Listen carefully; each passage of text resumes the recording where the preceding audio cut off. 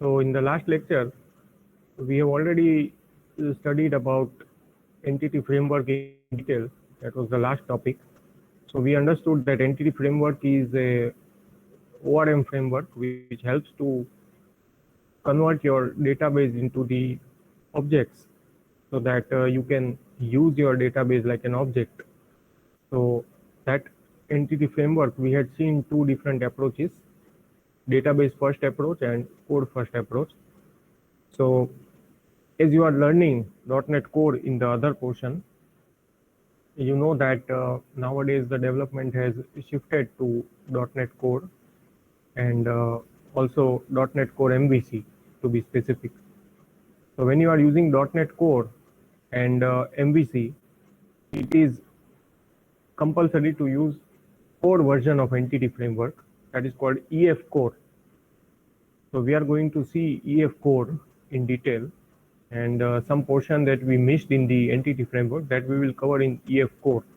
Because ultimately that is to be used when you make any project or when you work on some, .NET Core MVC or normal .NET Core application.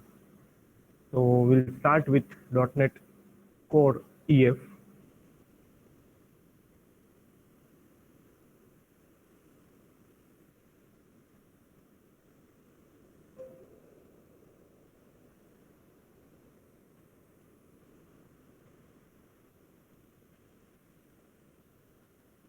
Okay, so .NET Core MVC EF Core. So whatever we are going to discuss in this slides, it will be with respect to an MVC application. So I hope that you already know what is MVC application and various components of MVC application, like you have the controller, you have model, and then you have view, and what is the overall execution cycle of an MVC application, that when you hit the URL, it will be targeting a specific controller and the action method of that controller. Now that controller will have some logic and it will render a particular view. Now what is to be displayed in the view? So if any data is to be displayed in the view, then how the data should be displayed and what kind of data is to be displayed, that will be decided by model. Okay, so basically model is connected with view, and then controller's job is to render a specific view to the user, and user's direct interaction will be with controller. So user will call the controller, controller will call the view, and view will get the data from model, and that will be transferred to the browser. So I think you are clear about these all concepts. So whatever we are going to see, it will be with respect to MVC application that also developed in .NET Core. Okay. So again, we revised some basic concepts of entity framework, which we already know. So it is an ORM framework, and it is lightweight, extensible, and open source. Like .NET Core, EF Core is also cross-platform. It works on Windows, Mac, and Linux OS. So it is cross-platform and open source. So it can work on any operating system. Okay.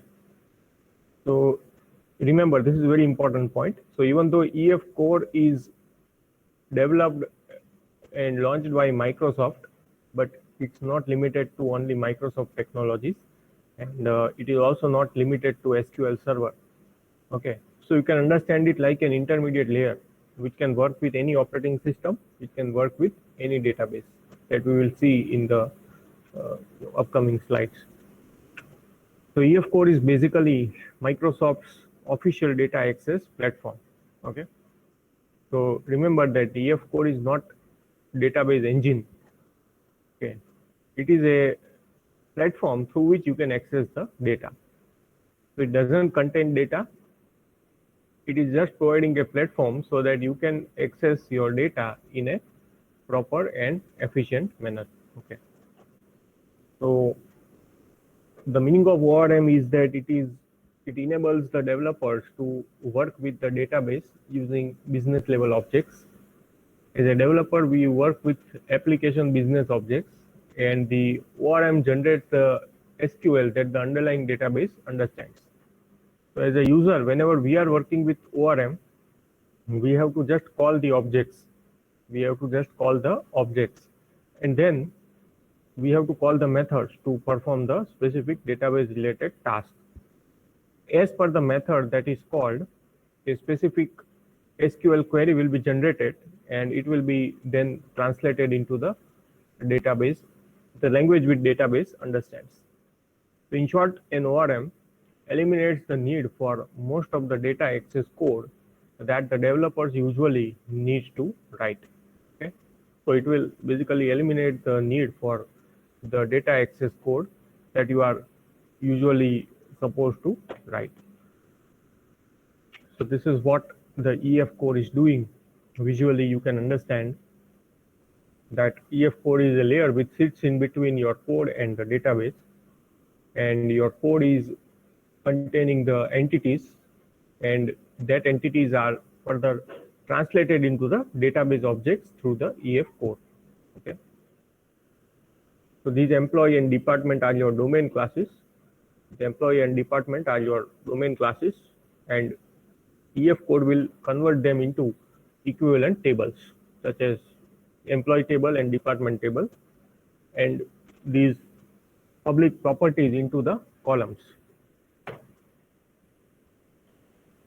So EF core by default it supports two approaches, code first and database first. So here, if you have learned entity framework, you remember that in entity framework we talked about three different approaches. Two of them are same here, but one approach, that is model first approach, that approach is here, it is eliminated. So here there are only two approaches, code first and database first. But there also you can see that with database first approach, there is very limited support in EF core. Okay, so indirectly here there is a guideline that you should always use code first approach and don't use database first or even model first. Okay. So always focus on code first approach. So what is code first approach? Code first approach is you write the code yourself, and then through the entity framework your database is getting generated. Okay.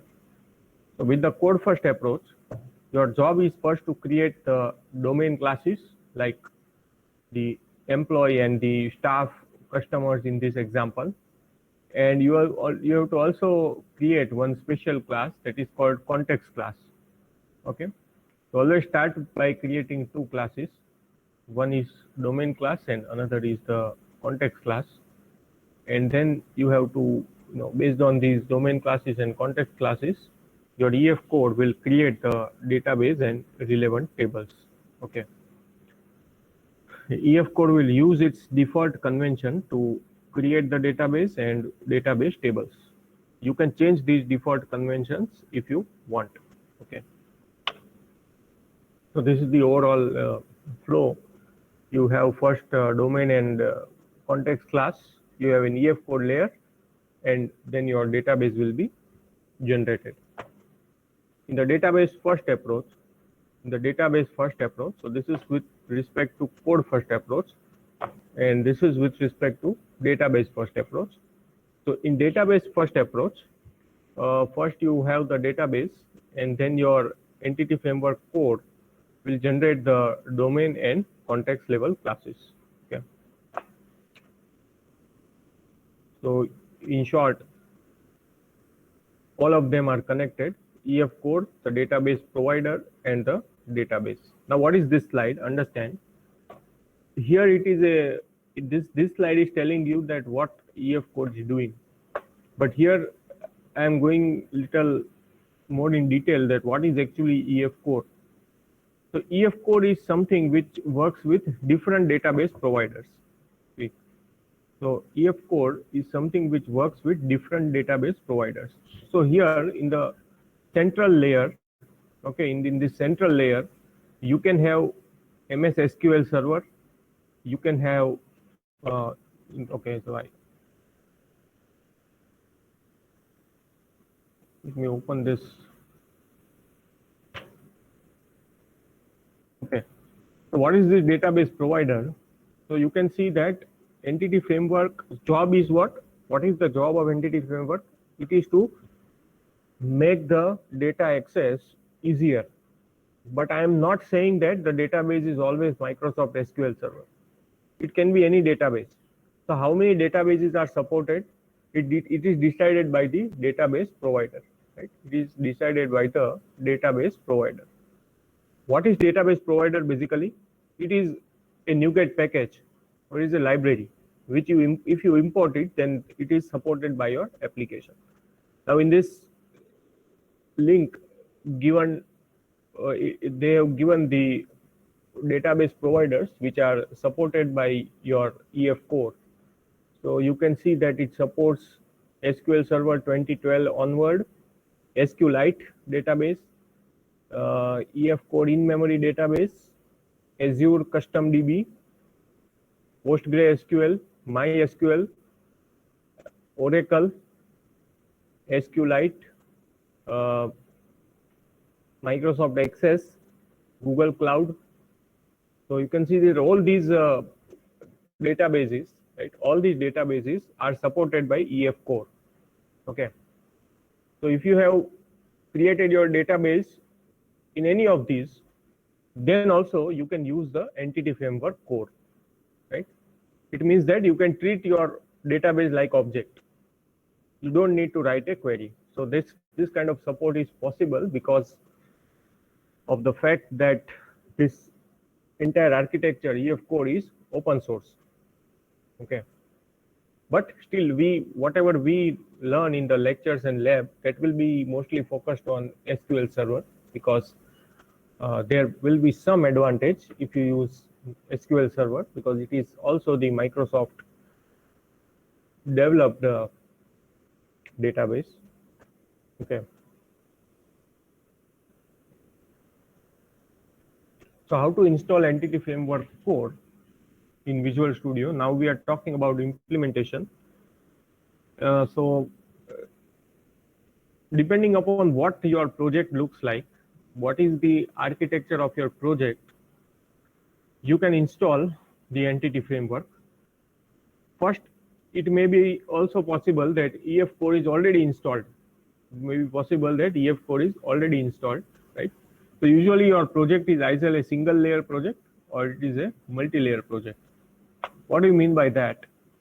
So a single layer project or a single layer web application means that it's a small project and you have all the aspects like presentation aspect, business layer aspect, and data aspect all in one project, right?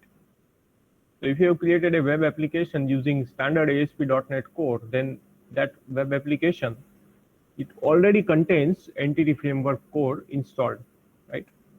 So if you are using ASP.NET Core to create your project, then entity framework core is already installed in your project, right? So you don't need to do anything. And so how to verify whether it is installed or not? So you can verify using this.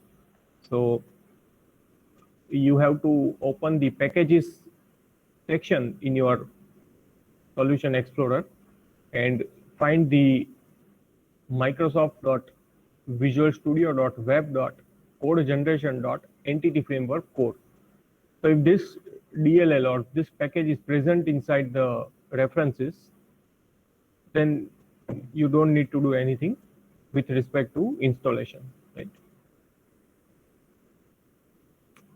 Sometimes your application is a multi-layer application. Your application is a multi-layer application. So in your multi-layer application, usually inside your one solution, you have 3 different projects. Inside your one solution, you have 3 different projects. And each project is representing a different aspect of the system. So one project may be a presentation layer, another project can be a business layer, and another project can be a data access layer, right? So these layers are implemented as separate projects, and EF core is usually required in the data access layer. Okay, EF core is required in the data access layer because what is the purpose of data access layer? is to implement a logic for the data retrieval, right? So if it does not include the entity framework core package, if it does not include the EF core package, then you can install it using the NuGet package manager, right? So here I have shown one example. So you can see that this is a simple class library type of project. Okay, this is a simple class library type of project, and it does not contain the EF core framework. It does not contain EF core library. So what should I do? I should click on dependencies. To click on dependencies, and then select manage NuGet packages. Then I have to select manage NuGet packages. Okay. So when I select manage NuGet packages, it will redirect me to the NuGet package manager. As you already know, NuGet package manager is a global repository where different .NET packages are hosted for free, and you can download it, install it. So here you search about entity framework core.sql server package, because I want to use SQL server. Okay, I want to use SQL server. So search that package and install it, and when you install it, you will get this Microsoft.entity framework core package installed. Okay. So you may be thinking that we selected Microsoft.entity framework.sql server, then how this Microsoft.entity framework core package is installed? So it is installed because of the concept of dependencies.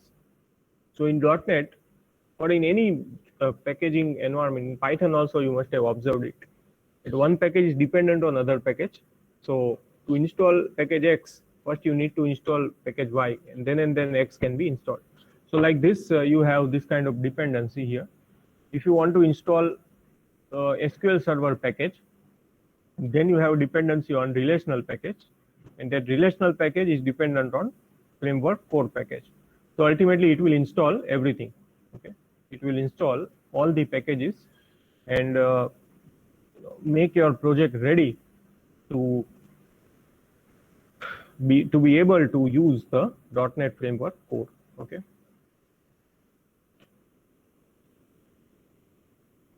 What next? After we have installed EF core, so you can see there is, now you will realize the change in EF and EF core, right? There will be few changes. So now one of the very important classes in EF core is DB context class, right? It is DB context class. So this is the class that we use in our application code to interact with the underlying database. Okay.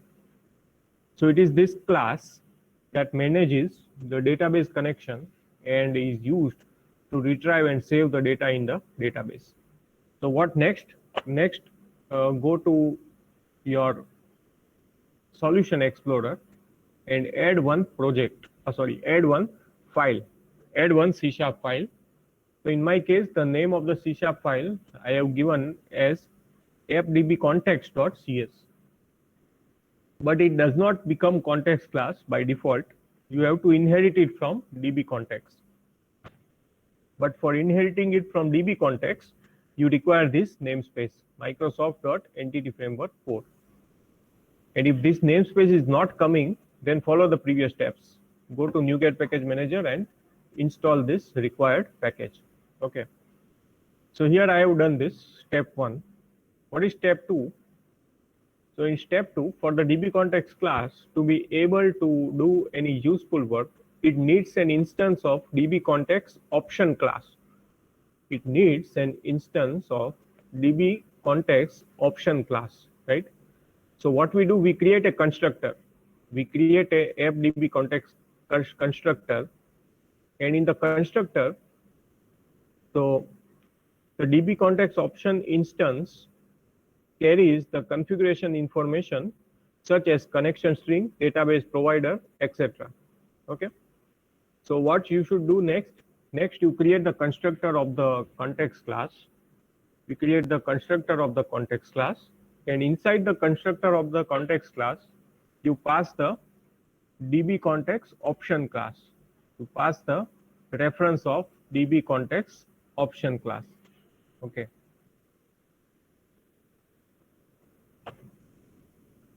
And once this task is done, then you have to define a DB set properties. Then you have to define DB set properties. So I think this DB set property you already know from your entity framework chapter. Suppose you have, in my case, I have only one table, that is my staff table. So for the staff class, okay, for the staff class,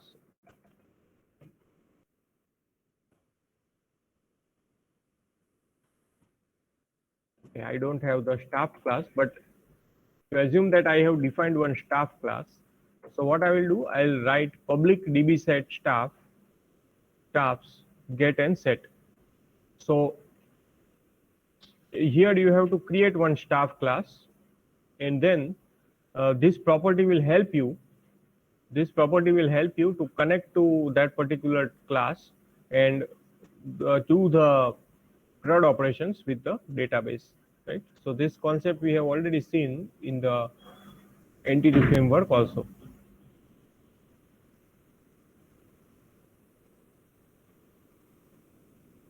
Okay, now next is how to configure this connection string and all other details. So right now, what is my database provider? My database provider in this application is SQL Server. My database provider in this particular application is SQL Server. Okay. So when using entity framework core, one of the important things that we need to configure is the database provider that we plan to use, right? So right now I plan to use SQL Server. Right now I'm planning to use SQL Server. So EF Core supports a wide variety of databases, including non-relational databases also. So what we want to configure and use Microsoft's SQL Server with the entity framework core. How to do it? We have to now configure it in startup.cs file. Startup.cs file. So just like in your normal web application, you have web.config file. Here I have startup.cs file. So in the startup.cs file, I have to go to configure services. I have to go to configure services. Okay. So this is my configure service method. Okay.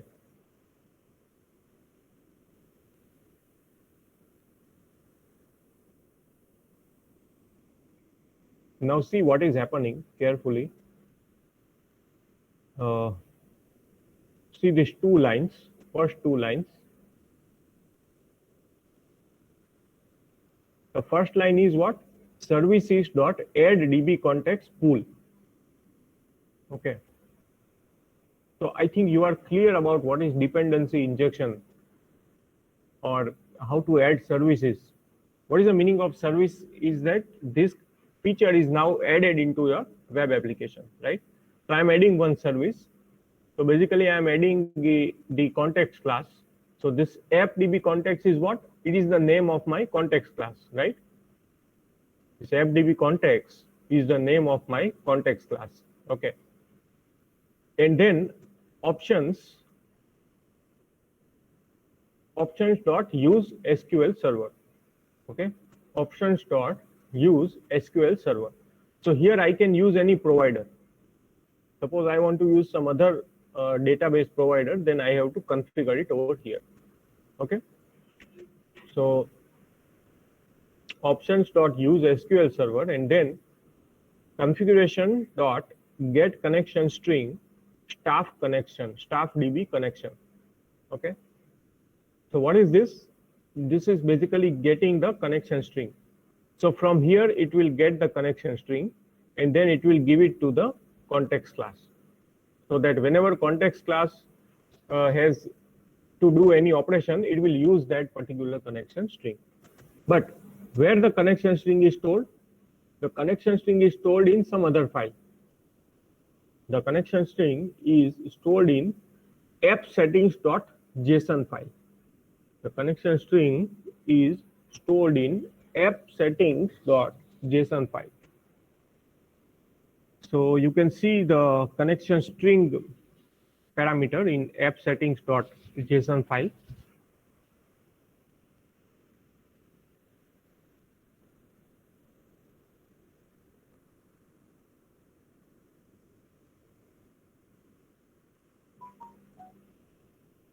So when you write this statement, @configuration.get connection string, this TalkDB connection, it will go to appsettings.json and get that connection string.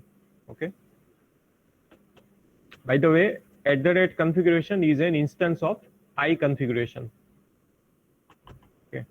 So I hope this all things are clear. If not clear, then refer the dependency injection part that is already covered in the other portion. So this is the way to set up the connection string. In standard EF core or normal .NET framework, the task was little easier, but here there is slightly more level of configuration required. Because your connection string is stored in appsettings.json, your actual configuration is done in startup.cs, and then you have to use that in the DB context class. Okay. So this is my connection string.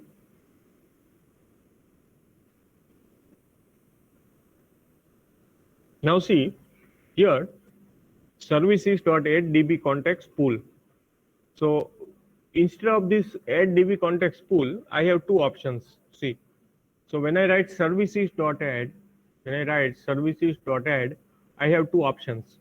One option is addDB context, and another option is addDB context pool. So what is the difference between addDB context pool and addDB context? Basically, both of them are used to connect your context class with the application. Both of them are used to connect your context class with the application. So what is the difference? So we can use either addDB context or addDB context pool method to register our application specific DB context class with the ASP.NET Core dependency injection system. Okay. The difference between addDB context and addDB context pool is that addDB context pool provides the context pooling. Okay. With DB context pooling, an instance from the DB context pool is provided if available rather than creating a new instance. So I think in Java also you have learned about object pooling. Object pooling means that whenever some object is required, don't create it. Instead, create the objects in advance and keep it in some reserved memory area that is called pool. And whenever some object is required, then don't create it. Just give it from the pool. And whenever that object is now no longer required, don't destroy it. Return it to the pool. So that is called pooling. So basically, when you use addDB context pool, this kind of pooling is supported. So obviously, it is more efficient and memory will be managed in a proper way if you use the pooling method. Okay. So this is about addDB context and addDB context pool. Okay. Up to this step, it is clear, right? First, what we do is open the new project in in .NET Core, and then we install the required NuGet packages. Then we create the DB context class, and then we add the services in the startup.cs file, and then the connection string will be stored in appsettings.json file. Okay. Now, one of the application of this interface in C# is that you can use your interface. So you can see that here interfaces are used in this iService collection, iConfiguration, all of them are interfaces. So these interfaces are widely used in .NET Core and C#. So what is the use of it? So one of the use is to implement a repository pattern. Okay, one of the use is to implement a repository pattern. So what is repository pattern, and why we are learning it now?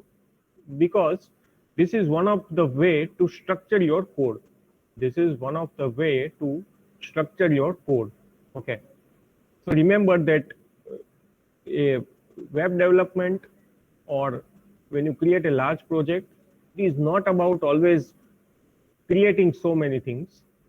The other important thing is that you organize your code in such a way that it is reusable. You organize your code in such a way that it is reusable and extensible, so that if somebody wants to extend your project, he can do it.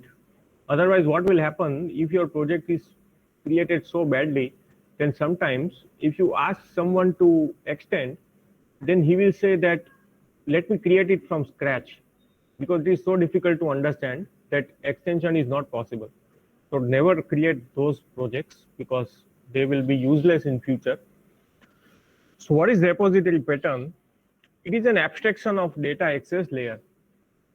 It is an abstraction of data access layer. It hides the detail of how exactly the data is saved or retrieved from the underlying data source. Okay. So as you know, abstraction is all about hiding the internal details. So it hides the details of how the data is saved or retrieved from the underlying data source. The details of how the data is stored and retrieved is in the respective repositories. Okay. So suppose you have two different ways of accessing the data. You have two different ways of accessing the data. One way is to retrieve the data from in-memory objects like list. One way to retrieve the data is from in-memory objects like list. And another way to access the data is via database. Another way to access the data is via database. So what you do, you use repository pattern over here. How to use it? Let us see. So now we looked at the implementation part. So in the models folder, in the models class, I have one model class that is staff. Okay. So this is my staff class, integer ID, name, email, and department. Okay. So this is a normal class definition with some data annotations for doing the validation, right? So for doing the validations, I'm using some data annotations. Okay. So this is my staff class, domain class. Okay. Now what is repository pattern? So the interface in the repository pattern specifies what operations are supported by the repository. The data required for each of the operations, for example, the parameters that need to be passed to the methods and the data the method returns. The repository interface contains what it can do, but not how it does what it can do. So it is an abstraction. So basically interface tells you that what kind of data it can retrieve. So one interface is telling you that I can fetch the data from list. If you ask that how you will get the data from list, it will say that it's not up to me. It will be implemented by the class which implements the interface. Similarly, second interface says that I will fetch the data from SQL Server. How? It is up to the repository class that implements the interface. Okay. So remember the concept. One is the repository interface and one is the repository class. So a repository interface only knows that what it's supposed to do. But the repository class will actually implement one of the interfaces and then implement it. Okay. So we'll see the example. So this is the iStaff repository interface, right? So this is the iStaff interface. So you can see that this iStaff repository interface, it contains all methods. One is to get staff by ID. One method is to get all staff, one is to add the staff, one is to update the staff, and one is to delete the staff. Okay. So it knows that I have to support these operations, right? I have to support these operations. Okay. Now at this point of time, am I telling that is it through list or some database? No, I'm not telling it. Okay. This is the purpose of interface. Now let's go deeper. So one of the class that implements the iStaff repository interface is called mockstaff repository. So what is this? It is a repository class which implements your interface. Okay. So you can see that it defines the data in the list. Okay, it defines the data in the list and then it implements all the methods. Okay, it implements all the methods. I'm not going in detail because you already know this.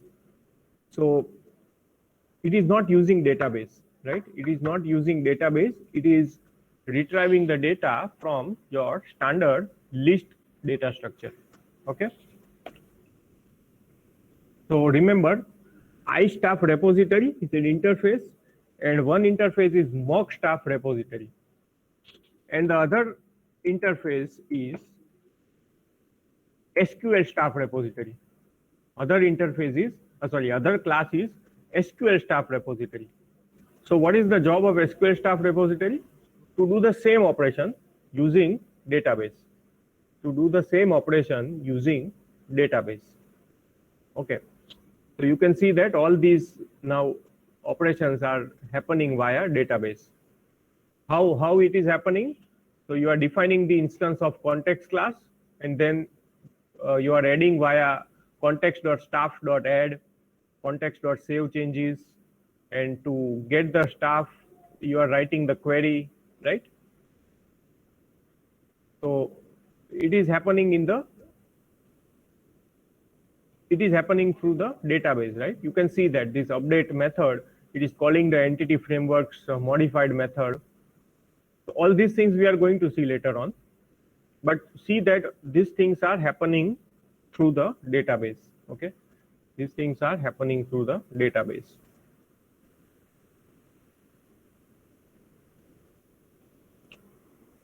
So interface is one, classes are two different implementations. Which one to use? So now I'm in my home controller. Okay, now I'm in my home controller. Okay, so in my home controller, you can see that nowhere I am defining the class name. I'm not defining the class name. I'm using the interface. I'm using the interface, iStaff repository interface, and then through the interface, I'm adding the details or updating the details, right? So which implementation to use? This code, it will return which implementation. So see the green line in the comment. So which implementation to be used, it will be decided by the dependency injection. It will be decided by the dependency injection. So which implementation to use? There are two implementations for iStaff repository interface. The first class is mockstaff repository, and the second one was SQL staff repository. How does the application know that which implementation to be used? How does the application know which interface, which implementation in the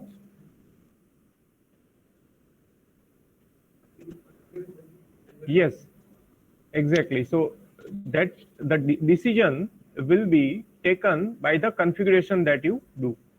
So the answer is startup class in startup.cs file. So you have to look at the startup.cs file again and do some configuration in that. So this is my startup.cs file.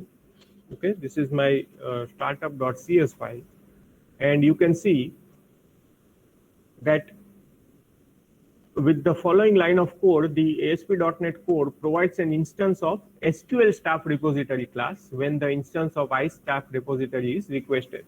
Okay. How I am doing it? using services.add-scoped iStaff repository, SQL staff repository. So I am telling that whenever iStaff repository is requested, replace it with SQL staff repository. It is actually the SQL staff repository that you want to add. Okay. So now your data retrieval will be through the SQL. And similarly, if you comment this and uncomment the above line, then the iStaff repository will be equal to mockstaff repository, which is the least implementation, right? Which is the least implementation. Now, what I am asking you to search and understand is the difference between add scoped and add singleton. If you know, I think if you know it, then it is okay. Otherwise, search about it. So what is add scoped and what is add singleton? And there is also even one more like this. So search about it, and can we use it interchangeably, or is there any technical difference? So search about this concept. But what you are doing through this statement, I think it is clear to you. Okay.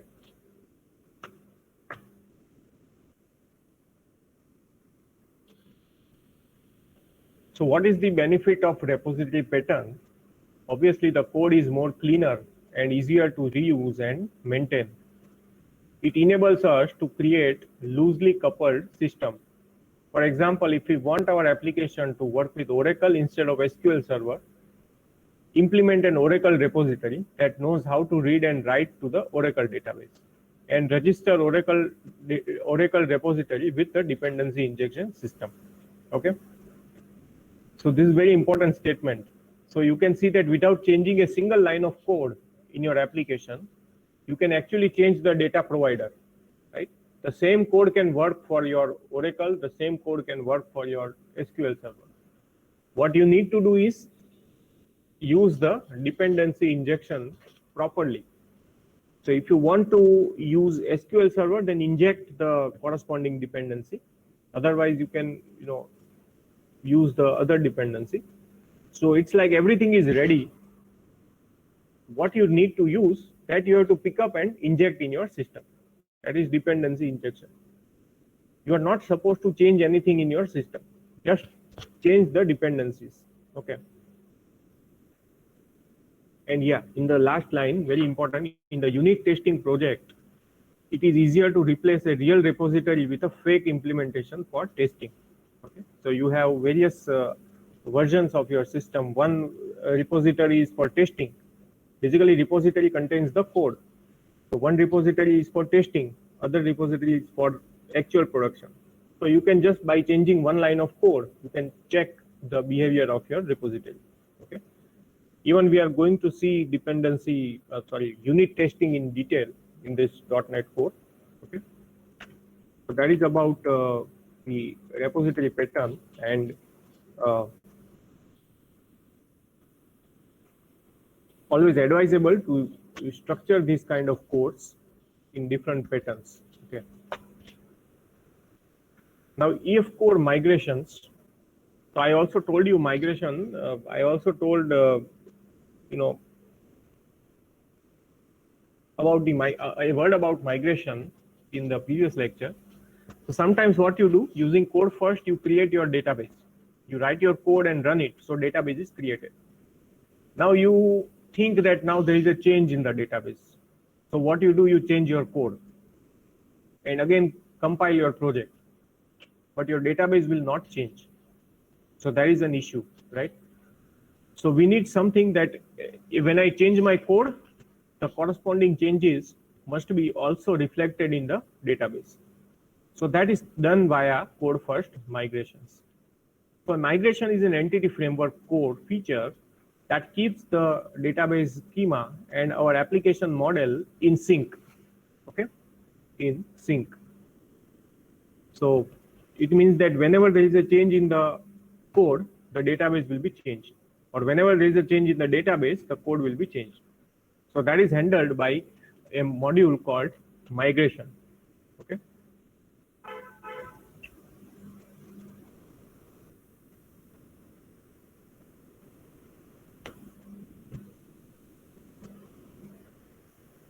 Okay, so we'll stop here and continue with the migrations in the next lecture, because we'll take some more time with an example. So I stop here.